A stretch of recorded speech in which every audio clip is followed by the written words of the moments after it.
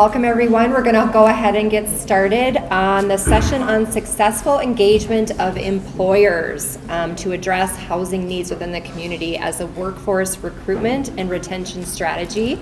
I'm Lisa Graphenteen. I'm the Director of Housing and Economic Development with Development Services. We're an economic development consulting group, and so I serve as economic development staff for not only Big Stone County and the city of Ortonville, but also Meeker County as well. So I get the chance to engage with a lot of employers and talk about the big three: housing, childcare, and workforce development.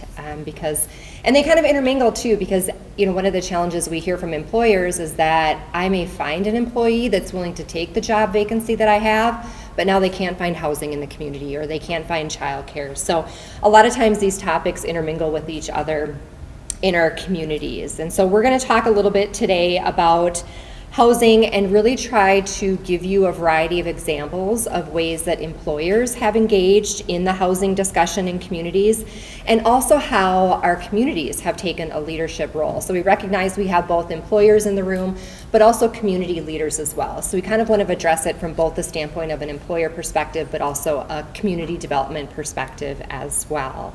So we're going to save the question and answers for the end, but I'd like to start out by welcoming our panelists for today. So maybe we'll just start out having Chad and Hillary tell us a little bit about themselves and their organizations.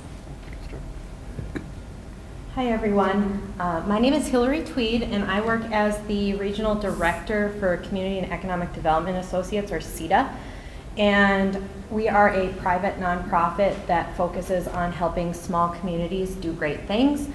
We do everything from economic development work to grant writing to zoning, planning, that types of things, grant administration, all of the above. Our staff is typically contracted in community, and I work with the city of Benson, so I'll be providing examples from the city of Benson primarily today. Thank you, and good afternoon. Chad Adams, Chief Executive Officer for the Southwest Minnesota Housing Partnership. We're a nonprofit community development corporation. We've got a headquarters in Slayton and also another office in Mankato, but we generally cover a 30-county area, including this region. So we have a large presence. We provide a variety of different services. There's some overlap of services with CEDA, but I'll note that there's things that we do a lot differently, so we're oftentimes referring to each other when we have a little bit more expertise. A lot of that on our end is on the housing side with grant writing. We are asset owners as well, multifamily properties. We own 60 assets representing over 2,000 units throughout the region. We have a home buyer education department, home ownership services, that provides counseling and literacy services to businesses or just to clients in the region. We continue to build multifamily and single family homes, and one of the things that I heard a little bit earlier today is the need for the one-level duplex slab on grade for aging older adults that might be willing to downsize from a family farm and such. So we've got designs, we've got a design team that actually works on that as well too, but really we like to partner with communities. Our mission is to partner with communities to develop places for people to call home. So I've got some business cards up here, so as we wrap up today, a lot of our work just starts with a conversation. So feel welcome to reach out. Thank you both.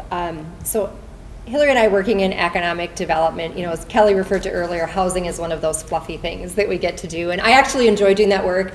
Prior to working in economic development, I worked for the Housing Partnership doing housing development for 15 years, and so have a lot of respect for their role in helping to work with our communities to address housing. But we thought, today we really want to highlight the wide spectrum of ways that employers have engaged in housing. And so it's definitely not one size fits all. We recognize that employers are various sizes, have various financial abilities to participate. And so we really want to give you a broad spectrum of ways that this work is being done within the communities.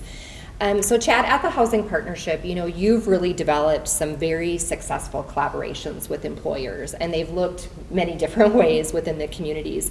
So can you share with our audience some of those examples and ways that you partnered with communities to address workforce housing needs? Yeah, I'll share a few different examples of different communities and types that we've worked with, and I'll also note that we're having ongoing conversations with a number of employers and communities on these very same themes or topics. One, for example, would be a land contribution or even a building contribution. So we've worked in the past in St. Peter and other areas where like a formal hospital site became available and was donated to us essentially for a multifamily housing property. We're continually talking to school districts as well who've got a lot of older buildings because we recognize that there's been a need for a lot of newer buildings to be built throughout the region, but what do you do with your own assets? So we've provided building assessments, feasibility studies to determine is there a possibility to turn this into some form of housing.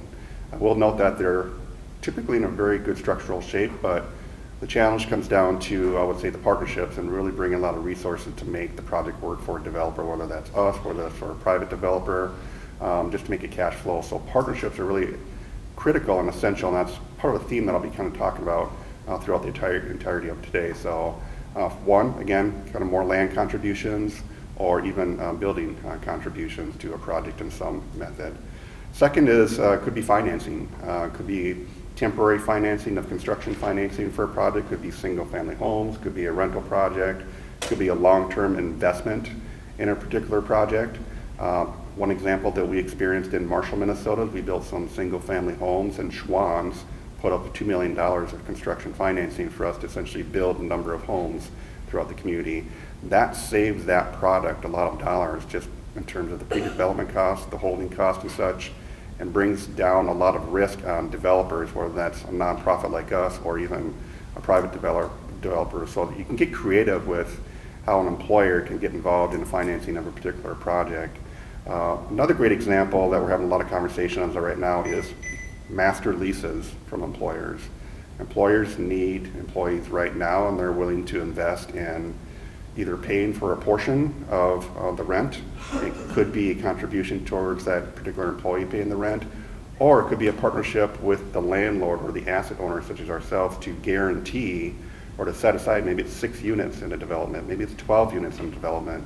We've done that with AGCO in Jackson, Minnesota, and that's been a relationship we've had now for about 10 years, and continue to have more conversations with them in the future about their growing workforce need and their assurance that they can have rental units available for their employees.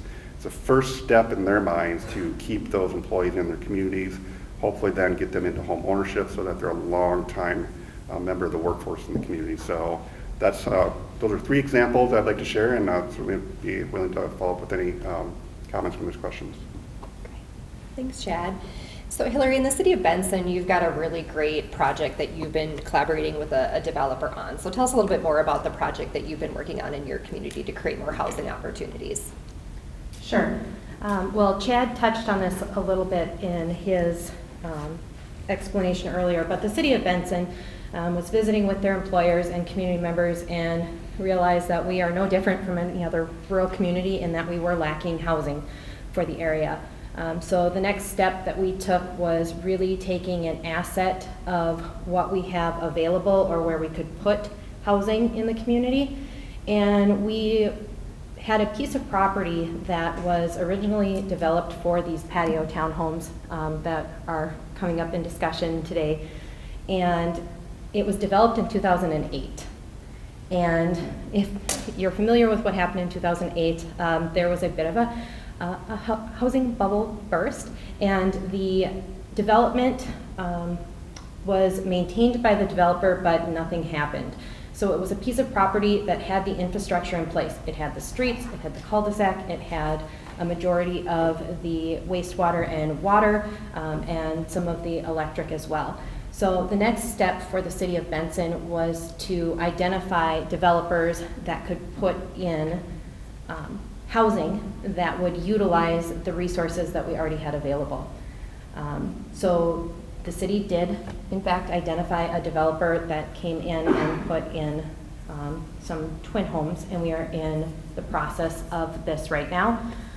Ultimately, we ended up with a 26 unit or 13 twin home development. And the thought of putting in this type of housing is it's not your traditional workforce housing, but our hope was that we would be able to move some of our older population that is in our larger homes, or maybe our multi-story homes, get them moved out into more suitable housing. I would say that's happened in the first set of that development. About 50% of those houses are utilized by the elderly population we were expecting, and I would say about half of the twin homes are actually workforce who were able to get in there. And I think your project's such a good example too, as a community, like looking at, what assets and maybe where do we have underutilized land or buildings, and being able to take advantage of those opportunities. And I know too, as employers, that we love the success stories of the Schwans, putting forward, $2 million, or, a hospital, or, being able to donate land for development. But we also know that there's a lot of employers that don't have access to those kind of financial resources, or maybe don't own land. But we feel that, in our world of economic development, there's really a role that almost every employer can kind of play in doing some of that housing development piece. So Chad, can you tell us a little bit about, again, if employers don't have a lot of financial resources, let's say, or land, to be able to participate in housing development, what are some strategies that you found have been helpful in addressing housing needs and being a participant and someone at the table? I think one of the biggest things is share your voice and share your story at the local level. And who that's with might depend on the community you're in. Sometimes that's the mayor, the city administrator, other staff, it could be city council members. Maybe your EDA or HRA is taking a little more initiative on economic development or housing development. So find your local stakeholders and share your story about your challenges of finding workforce. And one of the critical barriers is there's not enough housing in the area. And that's what you're hearing as feedback from either employees that are leaving and moving to a regional center potentially, or just new employees coming in who can't find something and can't commit to the job because they can't find housing. So share that story with your local officials.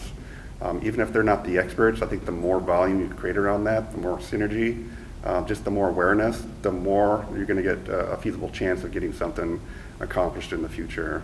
There's some smaller things as well too. For example, with your local employee base, if they're struggling to find a home, maybe they're not prepared for the home buyer process. There's organizations like ourselves that can come in and do a session with your employees, non-confidential to some degree, to kind of find out what their challenges are, and we can help them through maybe it's improving their credit score or looking at their financials to make sure that they have the confidence of buying a home, and starting them along that process. So that's something that we can kind of help your employers do. That also gives us an opportunity to gain a little bit more insight about what the challenges are in a local community and with the local workforce, to see if there's creative solutions that we can come together. So that might be just simply setting aside some space and time for employees to talk to somebody like us. Housing studies and housing action plans, again, I would say advocacy. Talk to your local community officials about making sure they're keeping up their data so that they can attract developers. Oftentimes developers like us, we're going to go into community, we want to see that there's a particular need in the community. The testimonials are great because we also represent or understand that housing is needed in every community that we talk to, but having that data is very helpful, but it also helps developers go to their funders and to get financing. It demonstrates to them that there is a local product need in a particular community. But I would also just state advocacy there again if your local community hasn't done one in a little bit. And there might be a way for employers or a group of employers to pitch in a few $100 or $500 or $1,000 to help get that housing study completed, because they're not particularly cheap for smaller communities. So the more partners you have on something like that, the more beneficial. And I think last thing, again, just partnerships, just bring partners to the table and have those conversations. Again, I think I can't remember what community it was. It was kind of more in south central Minnesota, but again, a smaller community. A lot of employers, again, they didn't have a lot of the resources, and they each pulled in, $1,000 or $2,000 to do the things like Chad talked about, whether it's a housing study or maybe they're creating a down payment assistance fund for people that are buying homes within the community. So there's all sorts of creative ways that employers can come to the table. And similar to, there's a variety of ways in which employers can engage and have participated in projects. There's also, we see a wide range of communities and kind of where they're at in this housing conversation. So some communities really have not even begun maybe to talk about housing and the need and what needs to be done. Others have housing studies and they're partnering with developers to build housing within their community and taking a very, very active role. So Hillary, if there's communities that, where there's maybe communities where conversations have not yet occurred regarding housing, what are some good starting points or some thoughts that you have regarding that and how community leaders can really start to engage in that conversation around housing? So I'm going to have a shameless plug here. Talk to your local EDA. They need to understand what is going on in your community. They can help connect you to resources. And they can, I would say some EDAs are more focused on housing despite its fluffiness that previously had in conversations. Chad touched on the housing study. So housing studies are really critical not only for the developer side of things, but also for your community. It helps you recognize what types of housing gaps currently exist in your community, and they're a great resource to have for those developers.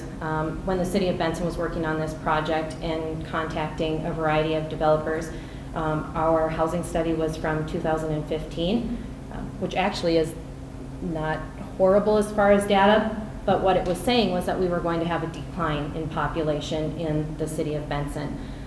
Which just simply wasn't true. So one of the things we did to help mitigate that was reach out to our local employers who were seeing housing strain affect the hiring of employees and ask them for letters of support and saying that, we're seeing staff come from, 30, 40, 50 miles away to come work here simply because they can't find a place to live. And we actually had some of our employers pull up that data for us and help us support that. That being said, housing studies are expensive for local communities, particularly smaller ones. So I would really recommend that you get creative with asking your local employers for support, but also contacting your county as well. The City of Benson is actually working on updating their housing study as we speak, and they've partnered with the county as well as some of the other larger communities, and we're splitting that cost. So that's a great thing to do as well. And don't be afraid to talk to your EDA and explore incentives. Have these discussions as a community before you either reach out to developers or before the developer reaches out to you. It'll give you a better idea of what you're actually willing to offer, whether that's free land or TIF or tax abatement, those types of things, but it just helps you be better prepared for those opportunities when they do come knocking.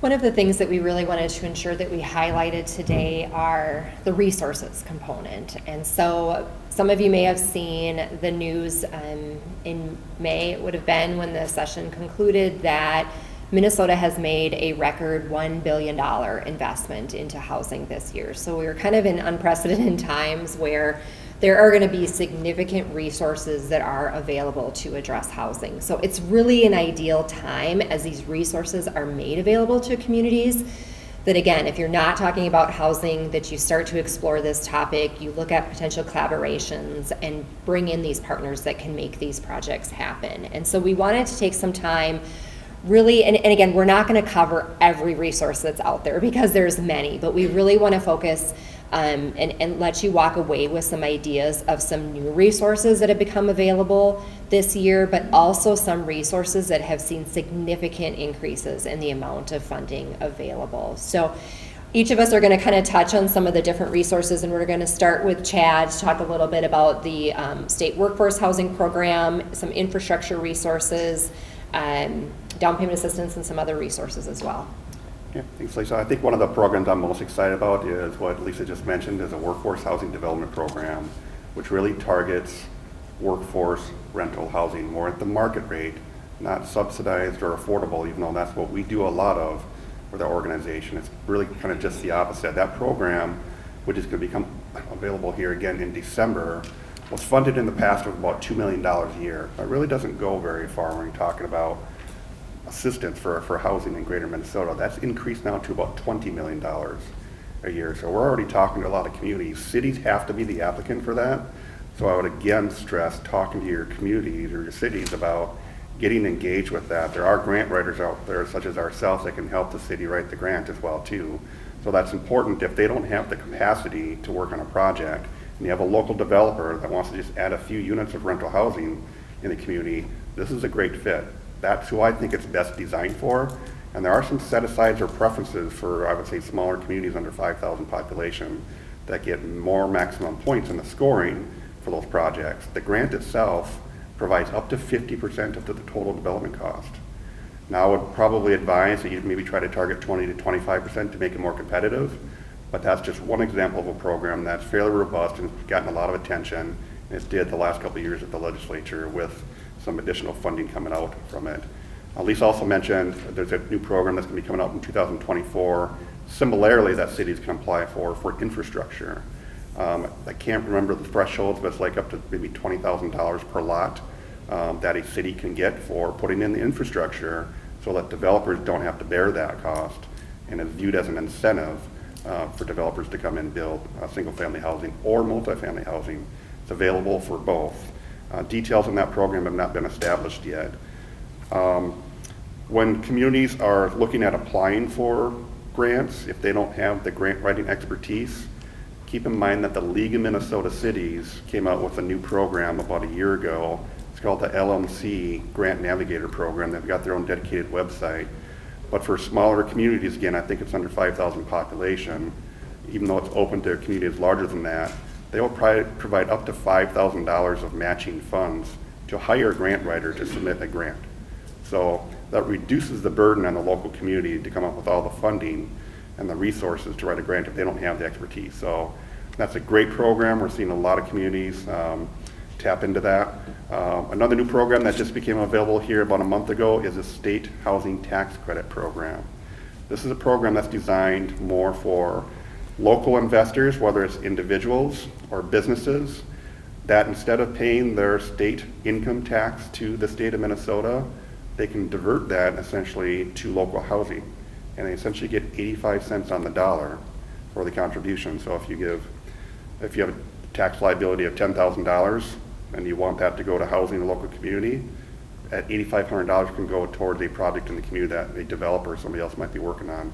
There are some qualifications around that. It's a little more complicated than what I'm just speaking to here, but it's a new program. It's going to be around for 5 years, and there's about $10 million of tax credits that are available over the next several years. So take a look at that as well too. The last one I'll mention, and just to touch on a little bit, Lisa had stated down payment assistance.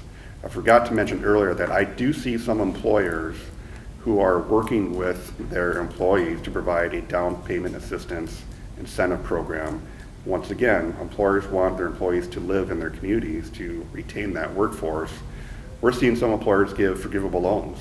And if the employee stays in that community and works for that community for 5 years, it's forgiven. So another creative way in which an employer can kind of help maintain or retain workforce in their community. In addition to that, after the first of the year, there's going to be a lot of dollars coming through the pipeline through new down payment assistance programs for first generation home buyers. We might be one of the agencies that's going to help facilitate that, but there's about $100 million that's going to be available over the next couple of years. And that program can provide up to 10% or $32,000, whatever the max is, for down payment assistance for first generation home buyers. So you'll start to hear a lot about that after the first of the year, but be aware of it, and you know there's ways that you can inform your employees of those type of programs coming down the pipeline. So those are some good examples. Thanks, Chad. And just a couple things that I'll add. So with the state's workforce housing program, as Chad had mentioned, the community has to be the applicant. So they're the ones that are applying and then partnering with a developer. And another important component of that application is a local match and local participation. So as a community, it's a great program, helps to build market rate housing to meet a lot of your jobs that you have in your community. And it has that, but it does have that local participation in it as well. So as communities, you'll have to start thinking about, how can I help participate? Is that through tax abatement? Is that through tax increment financing? Are there employers that can potentially contribute, some matching funds to that? So keep that in mind with the program, but there are some really great examples. It's been a program that's been in operation for a few years now, and some really good developments that have been done throughout the state. And then also too with the Greater Minnesota Infrastructure Program, as Chad mentioned, this is a brand new program. For those of you in economic development, it kind of reminds me of our business development infrastructure program that they have at Tweed, where they're basically assisting with some of those infrastructure costs. You know, there's not a lot of money, you know, for this first round, but I think for those of us that see the challenges that small communities have, it's hopefully going to get a lot of interest in the program, and they'll see a lot of applications, and then there'll be the opportunity to go back and get additional funding for the program. I've worked with some communities, and I've seen some engineers' estimates lately for those that want to expand subdivisions and create new lots, and it's really expensive. You know, no longer are the lots 20, 25, 30,000. I mean, we're seeing estimates upwards of 70, 80, 90,000 or more per single family lot. So this is going to be a way to kind of help reduce some of those costs and hopefully allow some of our communities to be able to expand single-family homeownership opportunities within their community. One of the things too that we also wanted to touch on was also the preservation piece, because you know, those of us that work in communities, we understand that if we allow our housing stock to become so substandard and become in disrepair that it becomes to a point where instead spending our resources on demolition, we're losing housing units when that happens. You know, we can't, it's so expensive to build housing. It costs a lot more to build new housing than it does to help preserve the housing we have. So a lot of times, part of our housing strategies too with communities is to ensure that we're preserving the existing housing stock that we have. So Hillary, do you want to touch on the Small Cities Program is a great tool to be able to do some of that? Absolutely. I couldn't have said it better myself, Lisa. The fact is that it's getting more expensive to put in this new infrastructure and build this new housing. So it's more important now, more than ever, to maintain what we have. And the Small Cities Program is more on the community side of things, but what it allows us to do is it allows individual homeowners to participate in a forgivable loan to make improvements on their home. I know many of you are likely familiar with this program already, but there is an income piece to this, and it depends on the number of people who are living in the house, but it allows them to do the necessary repairs so that we can keep our housing stock in good condition and maintain the quality in our communities. And the other thing too that's really nice about the housing, you know, they not only have the housing piece, but also a commercial rehabilitation piece as well and infrastructure. So it's really a nice program that allows community to address a wide range of their community needs at once. One of the things that I wanted to touch on is a new resource that we're seeing this year. It is not a lot of money that will be funneling into our counties, but something new out of this last legislative session is county housing aid. And there's also some city aid as well. So if you're a city over 10,000 population, you will also be receiving some direct housing aid. But for those of us that are not, I'll talk a little bit about what the opportunities are there. But the county housing aid, there's a formula that's been allocated. And so, for example, a couple of the counties that I work in will receive around $85,000 to $100,000 a year. So it's not a lot. You know, we're not going to be able to use that to build a 20-unit apartment building.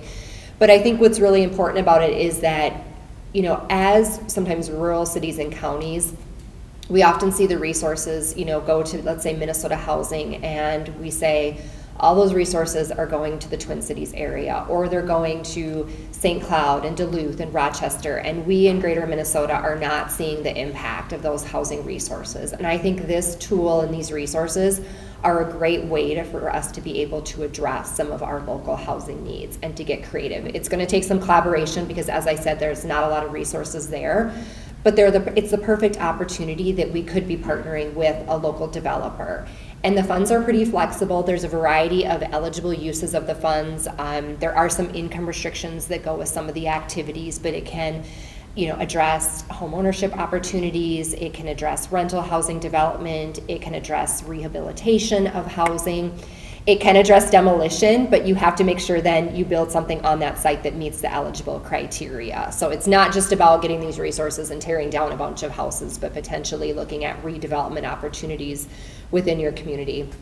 And I think the really nice aspect too is that one of the categories aligns with the rules and regulations of the state's workforce housing program. So there is that opportunity to potentially create some market rate housing out of it as well. These funds are very new, so a lot of our counties are just now starting the conversations. I know with a few of mine, we've just had a few meetings and kind of talked about how we would potentially look to structure it and create applications and how we would do the outreach to potential developers. The first allocation of funds won't even come to the counties until December.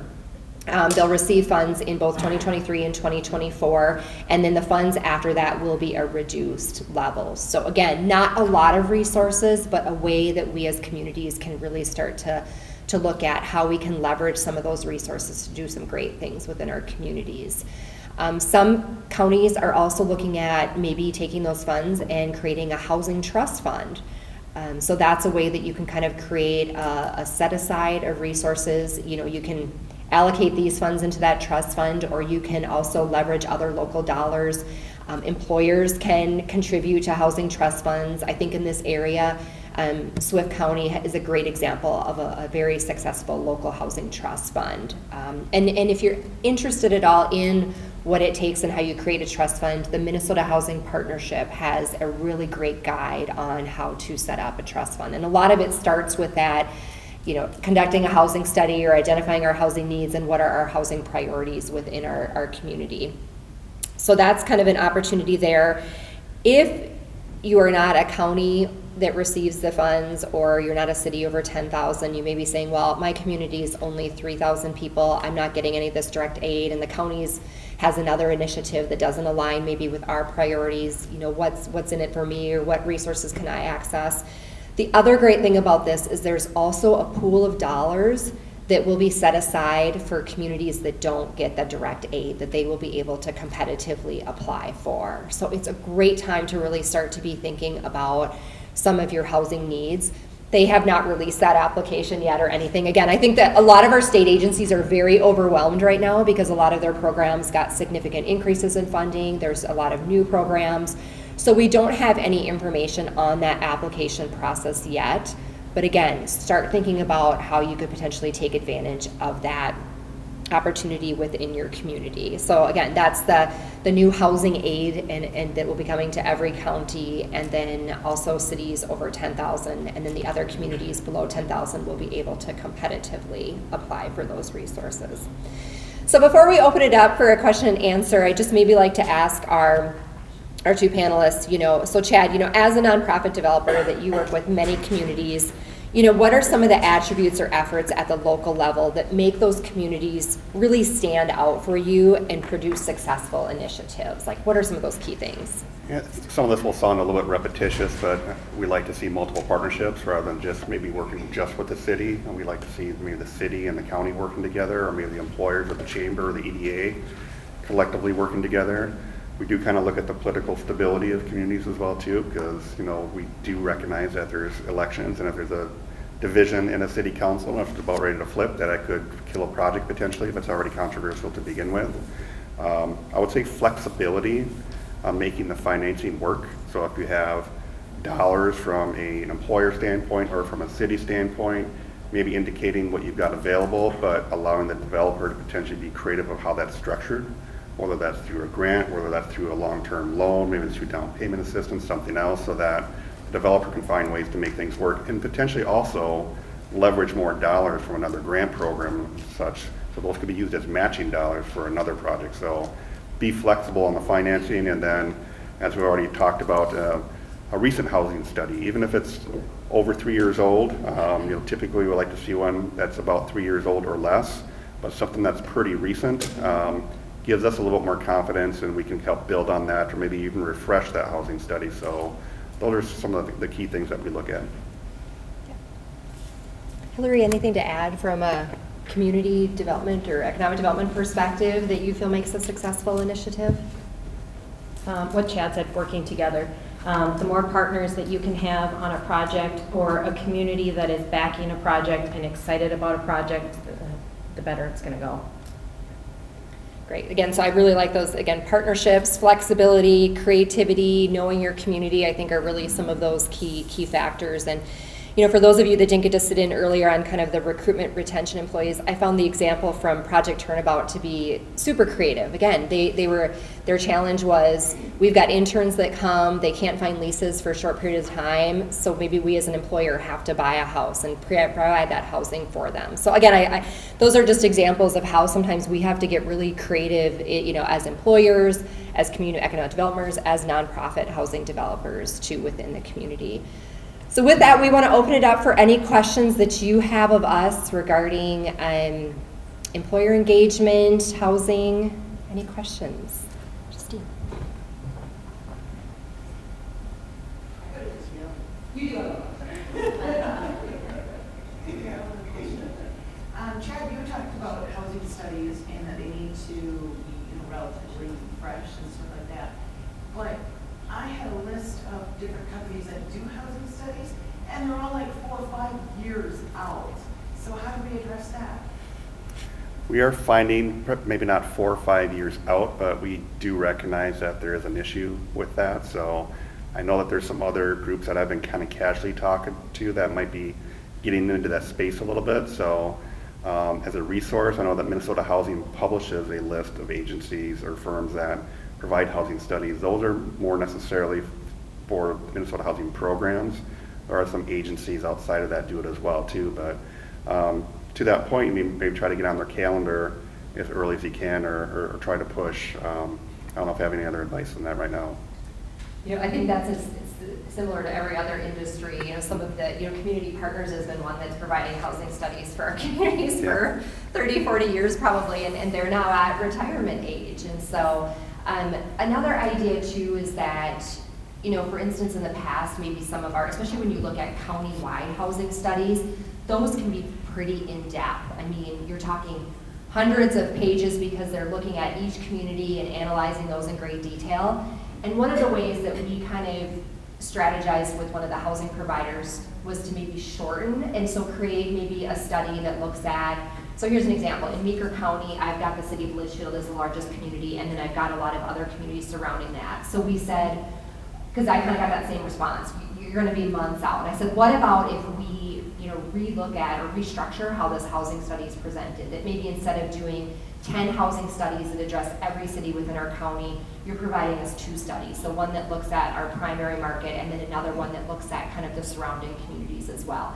And that allowed us to get up on their, we moved up a couple months on their schedule from maybe, okay, you're a year out, to now we'll get you in the next 3 to 4 months. So also just kind of creatively thinking about how maybe you can reduce their time commitment to providing you the data that you need. Or the other option is that if you're looking at a very specific type of housing, if your focus is on rental housing, if that's what the employers are saying that you as a community need and that's your priority, maybe then what your focus is a study just on the rental housing component and not every aspect, and you decide to maybe address those areas at a later point in time. So kind of be creative with them a little bit too and see if they have ideas. Other questions?